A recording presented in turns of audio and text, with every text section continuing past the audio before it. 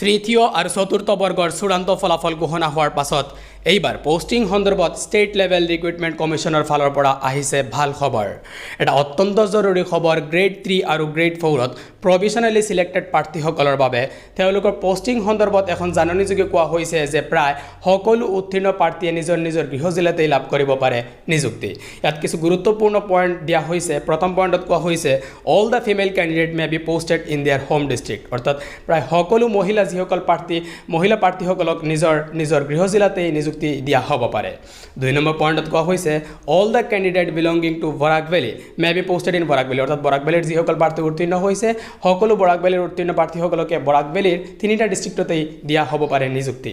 3 number পইণ্টত কোৱা হৈছে candidate belonging to the category of PWD may be posted in their home district, অৰ্থাৎ যিসকল প্ৰাৰ্থী ফিজিকেলি ডিজেবল যিসকল প্ৰাৰ্থী উত্তীৰ্ণ হৈছে এই ফিজিকেলি ডিজেবল প্ৰাৰ্থীসকলকে প্ৰায় নিজৰ গৃহ জিলাতে দিয়া হ'ব পাৰে নিযুক্তি। 4 নম্বৰ পইণ্টত কোৱা হৈছে অল আদাৰ কেণ্ডিডেট, বাকী কেণ্ডিডেটসকলকে হয়তো নিজৰ গৃহ জিলাতে দিয়া হ'ব নিযুক্তি, নহ'লে নিয়াৰ বাই ডিষ্ট্ৰিক্টত পাব নিযুক্তি, আৰু যদি দেখা যায় যে পোষ্ট খালী নাই তেন্তে ৰেণ্ডমাইজেশ্যন প্ৰচেছৰ সহায়ত তেওঁলোকে নিযুক্তি লাভ কৰিব বা পোষ্টিংটো লাভ কৰিব বুলি এই নটিছখনত উল্লেখ কৰা হৈছে।